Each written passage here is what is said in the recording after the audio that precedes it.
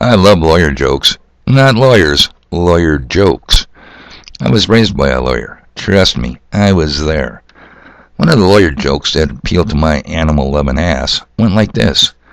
Did you hear they were going to start using lawyers in animal experiments instead of lab rats? And for two good reasons.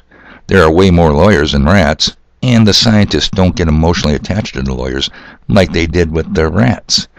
Unfortunately, this is only a joke. Remember the recent podcast wherein a Pfizer executive testifying before the European Parliament said they didn't have the time to do the clinical trials to test the Victor Alpha X-ray because they were working at the speed of science? Remember that one? The executive was telling the truth, but only about then. She never said they weren't going to do the efficacy and safety double-blind placebo-controlled studies. What's my point? They are doing the clinical studies. Unfortunately, not with lawyers and not with lab rats. Nope. They are using the public at large, here and abroad. The public are the lab rats. That's us people. And this is not a first. This happened before, many times, always without our knowledge. The Army, the Navy, the CIA, the syphilis studies, the nerve gas spread tests on select U.S. cities. Can you say, hello, San Francisco? The radiological tests on orphans? Yep, happened before. It just never happened on such a huge and large scale. The control group is huge. Those of us who chose not to take the pokey poke. And the group that had their minds warped by fear porn is equally huge. And this group was broken down into 3 subgroups. Without going into unallowable detail by YouTube standards, let me simply say, not all the pokey pokes were equal. Some contained nothing. Some contained some questionable ingredients, and some were fully loaded with bad news. It would and is sucking to be in this group, if you want my opinion. This group of lab rats. Have you heard or read in the news lately? Died suddenly? And of course, the doctors are baffled. Well, we're baffled. I'm just baffled. Of course they are baffled. Boy and son of a bitch, Dave. I don't even know why I listen to your daily podcast. I mean, every single day, bad news upon bad news. I mean, Dave, WTF. Oh, you want some good news, do you now? Perhaps you need a group hug also. Well, I got some good news for you. And I'm just getting started on Friday, TGIF, the 30th of December, 2022. Or so they choose we would believe that. Let's hop in my Wayback Machine. Back in the day. Back when air was clean and sex was dirty, people. Oh, by the way, a quick comment to one of my subs. Tawny C, your comments absolutely cracked me up, kid. Does your daddy know what a naughty little girl he raised? And that you are, does he? Okay, back in the day. At the height of the Vietnam War, and I know I've mentioned this before, people, there was a simple but very powerful anti-war poster going around before the day of computer memes, that is. It was a picture of a flower. I think it was a lily with the simple caption, "Suppose they gave a war and nobody came."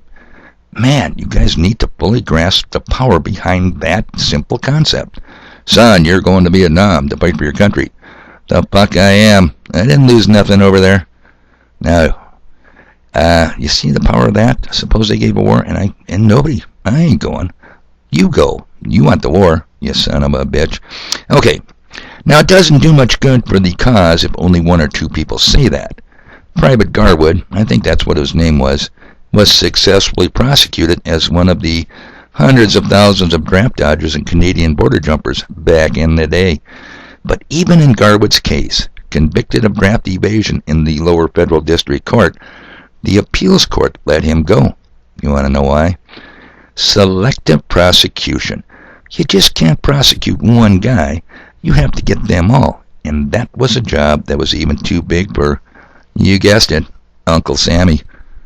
They would have had to appoint thousands of new judges, convert schoolrooms into courtrooms, give all the defendants a right to their speedy and jury trial, and if the jurors voted not guilty, the government was skewed and tattooed. You want to start that all over again? No, we'll just let this go. Now, as a side note, the real power of the individual is not the ability to cast a secret ballot, vote harder in rigged elections. The real power is serving as juror. Oh yeah, the judge will instruct the jury. You consider the facts. I will tell you the law. An informed juror can and totally ignore the judge's instructions. Back off, Judgy Wedgy. I don't like the law, and I'm voting not guilty, and there's not a goddamn thing you can do to me or about it, and they can't. Yep, it's called jury nullification, and the courts hate it. Jury nullification was the major reason prohibition was repealed, not because FDR got a conscience.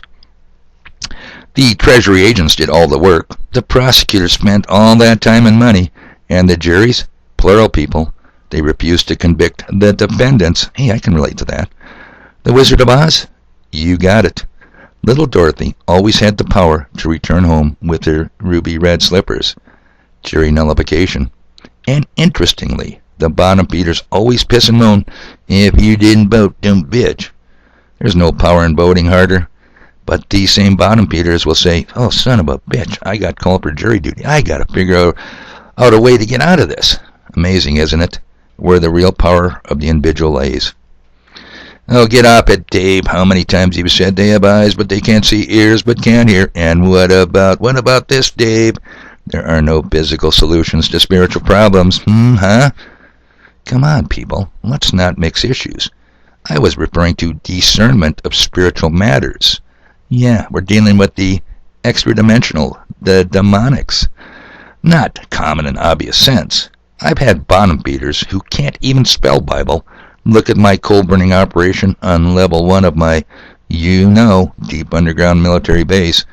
They didn't need biblical principles mastered to understand, and no, you don't put your arm in the firebox to see if my stove is hot. I smoked with bottom feeders outside of the bottom feeder pit who couldn't spell Revelation, but they can see stratospheric aerosol injections, chemtrails in the once clear blue, now milky white skies. So how cool is that? Like I said, don't mix issues. Now, can I find a second witness so you don't have to just believe little old humble me? I think I could. I think I did. What about this? Well, what about this? What about the next time they tell us that there's severe climate change? What if we just look them right in the eye and say, I don't care. And they say, well, the world's going to burn up in 12 years. Like AOC said, 12 years. Pope Francis thinks 12 years. And you say, not even still. I don't care at all. What do they do with that? I've got compassion for the climate. I take care for the planet. I take care of the planet. I'm going to let God save his planet. I think that's the best idea. He created it. He'll probably take care of it. And if he doesn't, then it's the end of the world. We probably had that coming too. Either way, I don't care what Bill Gates thinks about climate change. I don't care what Al Gore says about climate. Al Gore, in fact, is probably the only one who was stupid enough to actually believe in climate change. I think he did.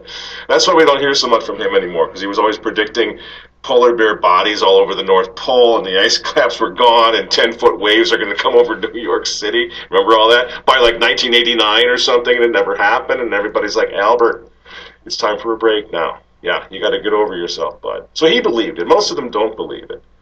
So everything that they've done to us, to the world, to our kids, everything, over the past 3 years has depended on one thing, on their ability to convince enough of us to care about their fake news. That's it. So what happens today, however, what happens, seriously, if enough people become heretics, and if the heretics begin to outnumber the believers? We, in this case, when it comes to climate change, are the heretics. What if we begin to outnumber the religious zealots? What happens if enough people stop caring about this religion? And it is a religion, people. Yep, doesn't have to be Christianity, Judaism, Buddhism, or Hinduism. It is a religion, scientism, or science so-called. There's a lot of Dorothys out here that need to know. They simply could click their heels together to stop a lot of the insanity and madness going on today, overcoming fear porn, people. Guess what? You're not going to believe this, but I got stuff to do.